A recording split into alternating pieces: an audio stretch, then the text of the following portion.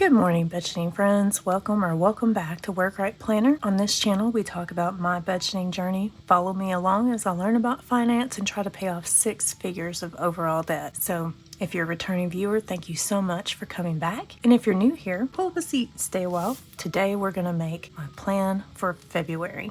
So I have changed how my layout looks. I hope you guys like that. I mentioned it, I think, in my January budget closeout, but I'm putting all of my categories in here now so that I can better track what I'm actually spending during the year. So you'll see a lot of blank areas on most months. Let's look and see how February is expected to go. Now, Eric had a really good month in January, and that gets invoiced out in February. So we're going to see that I can put money to a lot more categories this month than what I'd normally be able to, but that works for me.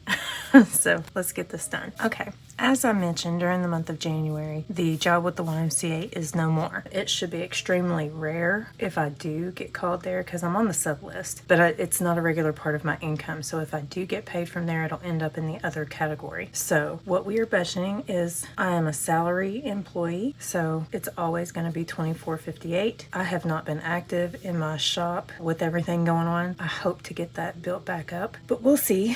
So I've got $2,458 as the budgeted amount for February. Now we've got to make everything that was in my budget before with 2 incomes squeeze into the 1 income. So let's make that happen. Okay, when it comes to the fixed bills, the accident insurance is getting $24. Bank fee always gets $3. Canva gets $13. Car insurance is getting $78. The car wash is $25. Cell phone gets $97. The electric, what you're seeing here is my part of the electric bill, not the entire electric bill, thank God. So that's $85. HP Instant Ink is $13. Hulu is another one that you only see my part of the bill for this month. Internet, my part is $26. Natural gas, my part is $14. Netflix, my part is $4. OnStar is all mine, and it's because I don't like to not be able to start my car until I'm ready to go out in the cold, and y'all, it is cold.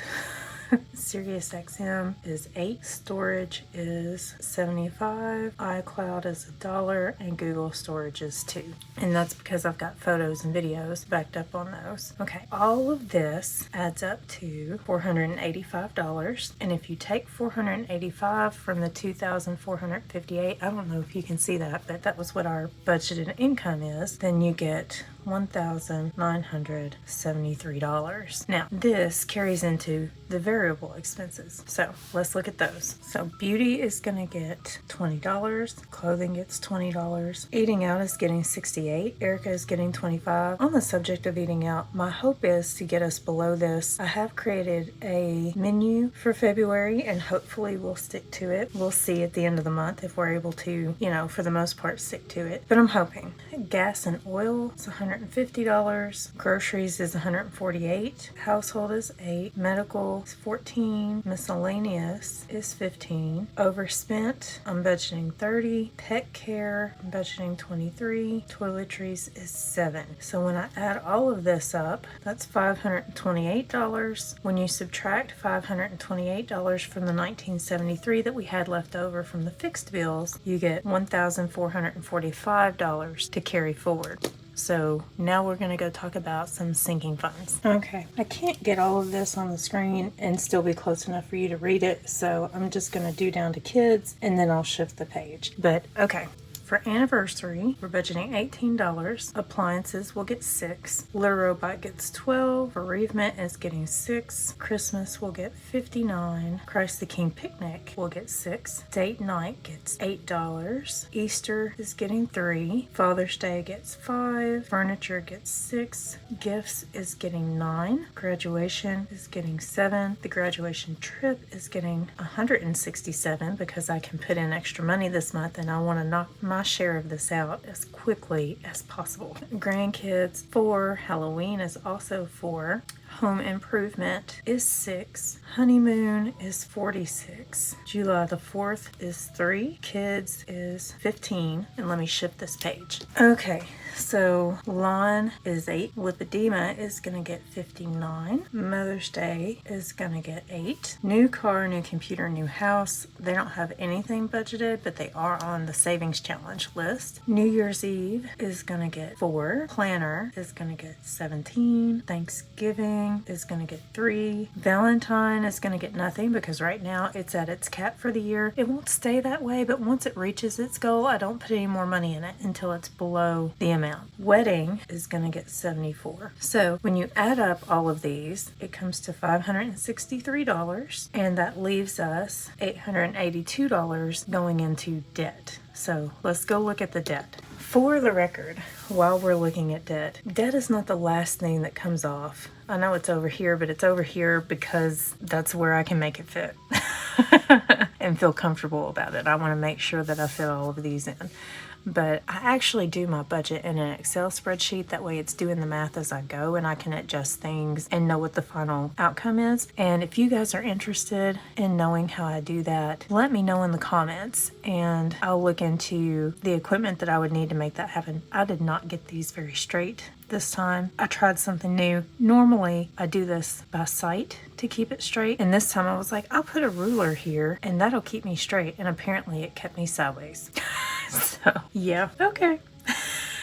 At least it's a straight line that's diagonal, you know, it kind of, oh well. Anyway, so Capital One is not getting anything because it doesn't have a balance. Chevy is getting 216. Discover's budgeted amount is 93. Kia is 175. The other Kia is 52. Mortgage is 172. Murray State has nothing budgeted to go toward it. I have a payment set aside that's going to go to them, but that's why it's not budgeted for. Wells Fargo is 26 and the debt snowball is 45. When you add all of these together, you get 779, and when you take that out of the 882, that leaves you with $103. So I wanted to come back to Discover. If you watched my debt progress video for the month of January, the payment for Discover was only $90. And that was not my share of the payment, that's the total payment. But what we have done is all those payments from Menards and Capital One and Lowe's and Mohila that we would have been paying, we have rolled into the grand payment for Discover. So because that's the next debt that we're hoping to hit. So that is why my share of this payment is $93. So this number is going to fluctuate from month to month, but it includes the actual debt snowball. This number is the extra payment that we're putting toward the debt snowball. I hope that makes sense. So what we're doing is working the debt snowball the way it's meant to be made. The base payment for this next debt is going to be the accumulation of all of the minimum monthly payments for all of the debt. So there you have it. Okay, so now we're out of that. Let's move on to savings. Okay, with Amazon, we're not budgeting anything because I've already got everything I need to pay that bill for the year. Birthdays is $15. Car maintenance will get $50. License and taxes will get $14. Microsoft 365, I already have everything for that one. Murphy, we're at our current goal. Sam's is going to get $7. Vacation is going to get $17, and I have not budgeted anything for savings challenges. When you add all of this up, you get the remaining $103, which means that we have a zero-based budget. Yay! Now, because I was able to put everything in here, there is no variable income budget, but we do need an excess income plan. So let's flip over there. I'm starting to think I should make a header that just says excess income plan. That way this page is pretty too, but I hate to take up all the space.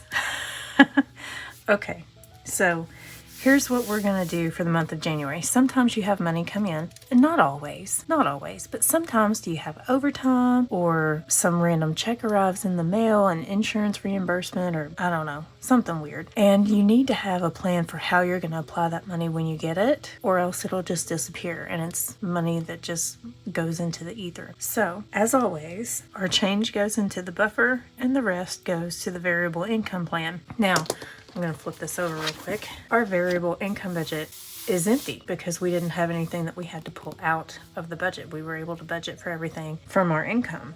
So Right now, there's nothing going in there, but that doesn't mean that at some point during the month, a paycheck might be short or whatever. Not that that would happen now because I'm salary, but I mean, things happen. But that way we know to check there. If the changes in the buffer and all of the variable stuff is met and the payment is greater than or equal to $100 that's left, I get $25. That's the only time that I end up with money usually. Not always, but usually. I will budget for it if everything in the budget is met and there's still more than $100 left. I'll budget $25 for me, but that's rare. Okay, so less than or equal to $100, I get nothing. And then we get to the fun stuff. So if our variable is left and there's more than $100, I get $25, and the remaining amount is going to debt, lipedema, the graduation trip, savings challenges, and eating out. So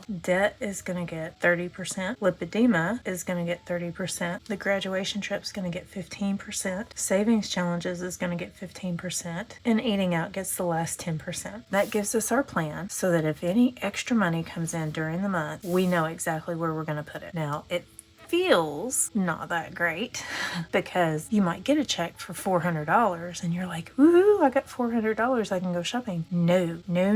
We have to be disciplined because we want to put as much toward the debt and our important goals, which is where the lipedema and graduation trip come in. These are going to happen. And we need to make sure the money is there for them so that we don't add to this, okay? So that's why this plan is important. Now, let's look at breaking everything into paychecks. Okay, so we've got the grand monthly plan going, but how are we going to apply that? How are we going to make sure that we stick to that plan? And that is by budgeting out our paychecks before we ever get them. So my first paycheck is coming on February 15th. I'm going to have to tilt this a little bit, you guys. I'm sorry. Scoot that up. I'm sitting at a weird angle today. Okay, so I've got my categories already written in. We're just going to fill it in. The estimated amount of this check is $1,228. So for fixed expenses out of this check, and as I'm planning these out, the way I came up with what categories are going to come out of this paycheck, let me flip to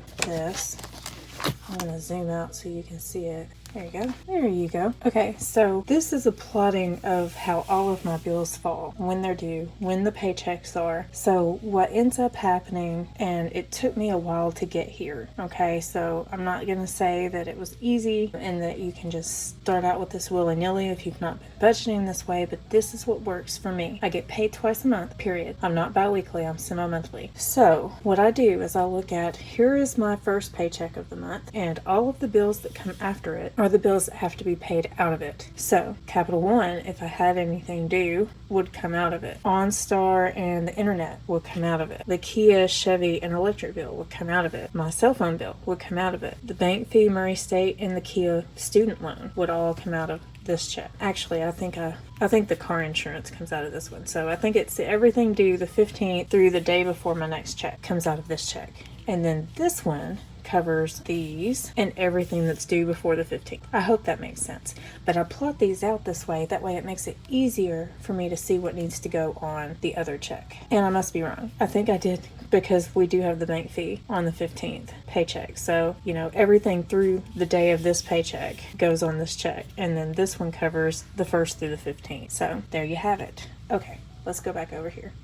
Okay, I hope that made some sense. My plan is to try to use that monthly spread a little better to track things like the eating out, groceries, gas, and oil, but we'll see. Okay, so let's get down to the actual budgeting out of this money. I have $3 going toward the bank fee. The cell phone, $97 is going to come out. The whole $85 for my share of the electric bill is coming out of this check. Like I said, everything that is a bill that, on that spread for the 16th through the 29th, all of those bills are coming out here. So internet is 26, OnStar's 13, storage is getting 7. Now, this is not the full amount of my storage payment, but it's part of it. And the beautiful thing about budgeting this way is you can split your bills in half as long as you're disciplined enough to hold on to the money until the bill comes. So when you add all of this together, you get $231. You subtract $231 from $1,228, and you get $997. So that's what we have when we go into the variable expenses. This paycheck,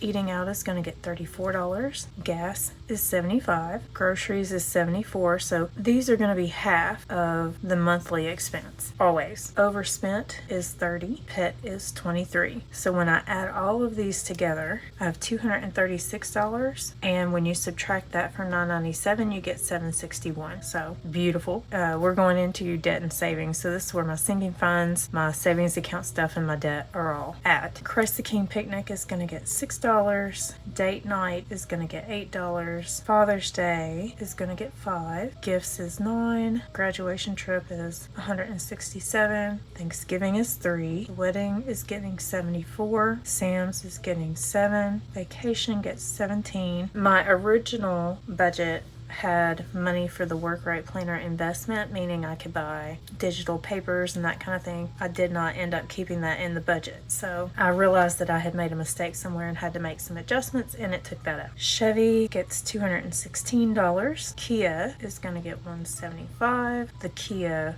car is going to get $52, and the debt snowball is going to get $22 starting out. So if you add all of this together, that is the $761 that was left over, and that gives us a zero-based budget for this paycheck. Yay! Okay, paycheck number 2. Okay, this one's quite a bit longer.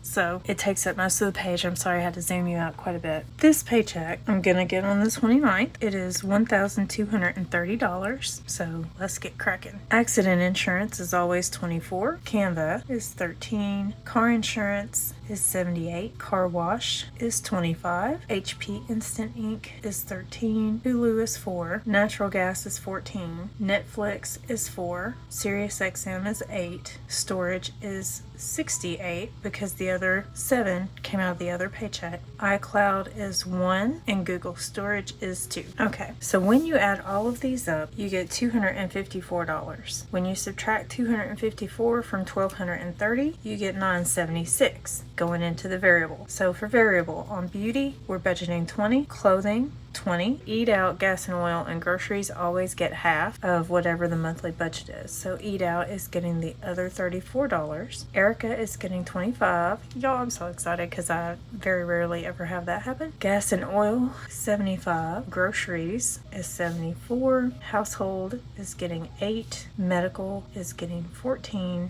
Miscellaneous is getting $15. Toiletries is getting $7. So when you add all of this together, you get $292, and when you subtract $292 from $976, you get $684. Okay, so for our debt and savings column, we have anniversary is getting 18, appliances is getting 6, litter robot gets 12, bereavement is also getting 6, Christmas gets 59, Easter is getting 3, furniture gets 6, graduation is 7, grandkids is 4, Halloween is 4, home improvement is 6, and honeymoon is 46. July the 4th is 3, kids is 15, lawn is 8, lipedema is 59, mom day is 8, New Year's Eve is 4, planner is 17, birthdays is 15, car maintenance is 50, license and taxes is 14.